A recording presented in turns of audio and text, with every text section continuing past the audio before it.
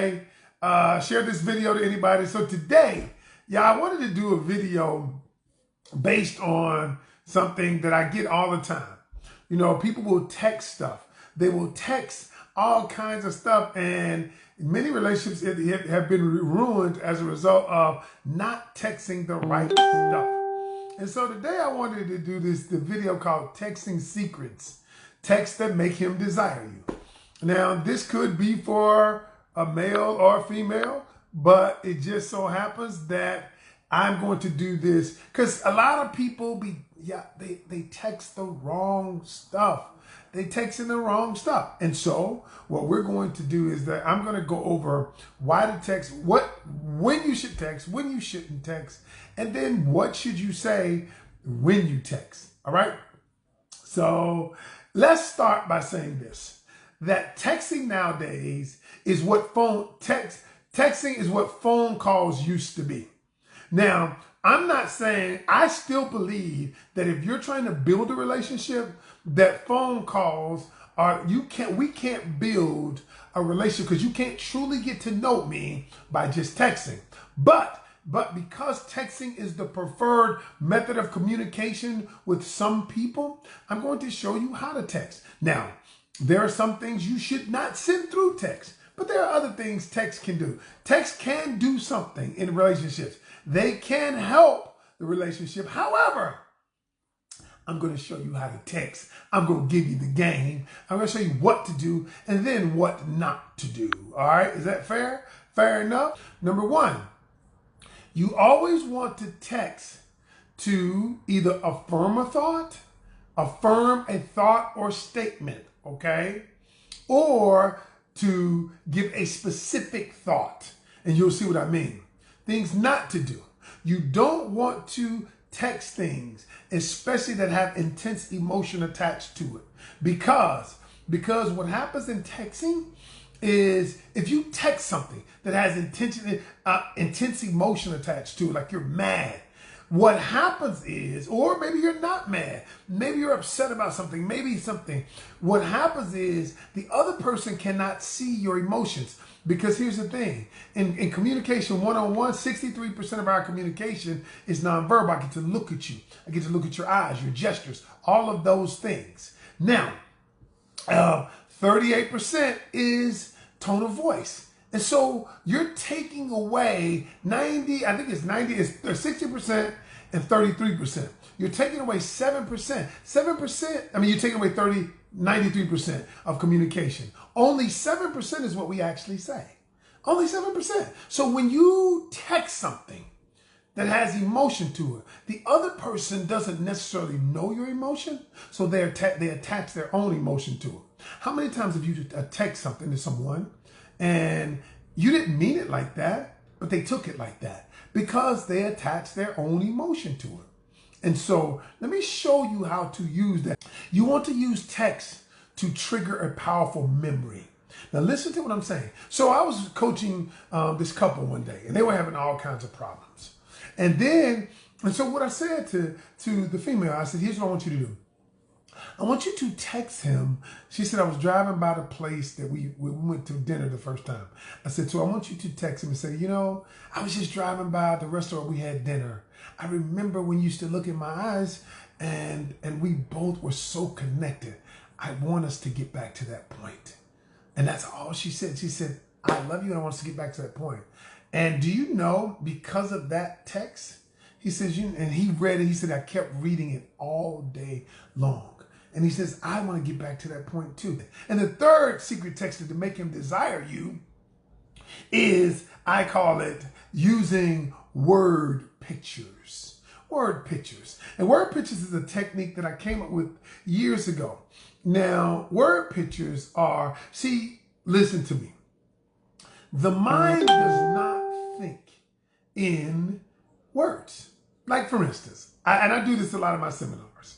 I always say this. I say, all right, if I told you to close your eyes, so I want y'all to do this with me. Close your eyes. Close your eyes. And I want you to follow me for a moment. If you're driving, don't do it. Now, I want you to follow me. When I say, don't think about your kitchen. Don't think about your kitchen cabinetry. Do not think about the color in your kitchen. Don't think about the sink. Don't think about the dishes you left in the kitchen. And I tell people to open their eyes. And when they do that, I say, what was you thinking about? My kitchen? Right. Because the mind doesn't think in words. It thinks in pictures. And so when I tell you not to do something, it's still going to do it. So here's what you do. You want to create, in text, you want to create word pictures. And I always say word pictures are things that you're creating, writing text. You want the guy to want you? Write text based on the word pictures. Like for instance, like if you want to talk about, being intimate or sexy or sensual, don't talk about, just pull out my thing, whatever. Don't talk. You don't want to talk about it. What you want to do is you want to create a word picture. I just stepped out of the shower and my body is dripping wet with water and I put on a negligee. And what you're doing is, if you're creating a word picture, these word pictures come into the person's mind. So for instance, if you want to create a word picture about the relationship, I see us, I visualize us in Las Vegas. We're having fun and we just got on the Ferris wheel and blah, blah, blah, blah. Now, what most people don't do, they don't spend the time to think about, to create word pictures in their own mind. So they're not able to send them. And so what I want you to do is, before you text anything, I want you to think about how your mind perceives what it is you're about to text. You're going to ask yourself, in my mind, what picture am I creating? What picture am I creating? Am I creating a picture? You don't take out the trash. Now, if you just text that, you didn't take out the trash. What picture am I creating? The picture I'm creating is a picture of you beefing at me in my ear. Never satisfied. I'm just talking because that's what you're doing. And so if you don't know how to create a word picture, the thing about it is you're already creating them on everything you say. I just want you to think about the picture that they think when they read what you've just written. And when you begin to think about it, I want you to think about these things. Number one, keep it positive. If you ever have anything negative to say it in person, y'all, because the other person may misconstrue what you mean. Keep it positive whenever you're texting. Anything that has intense emotion to it, do not text it. Okay? All right? And what you want to do is you check and reread, especially if you're new in a relationship, check and reread what you just wrote. Because what is the person thinking? What is the picture they're going to create based on what you just read? And so, if you're not willing to do that, now don't be mad when they come back to you and give you what they thought you gave them. Okay? Don't be lazy. Reread it. All right? And now, if you want to attract somebody, don't say boring stuff. Like, hey, what you doing? What's up? Especially if you're trying to attract them. Now, if you've been in a relationship a long time, you might call your partner and say, hey, what you doing? Whatever. But if you're trying to attract a person, you're trying to get in good when you like them, you want them to like you, do not send them boring or lazy text like, hey, and that's it. I'm like, hey, what? Is that the extent of it? That's just time wasting, time killing. When we're texting, communicate with the person. Just remember this last thing. When you're texting, be willing to communicate. Now, I'm going to say this last thing. I don't believe that texting should be your primary form of communication. No, I don't.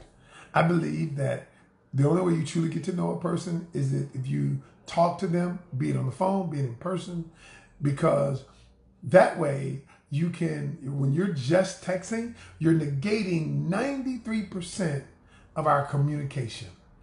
Word of voice, gestures, facial expressions, tone of voice, all of that you're negating and you're just relying on the words. All right?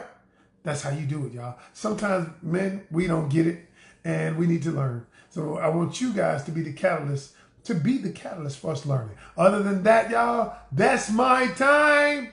I'm Ken Canion. I'm the host of Love, Lust, and Lies. And you know what? I'm out. And remember, Every journey starts with one step. Take yours today.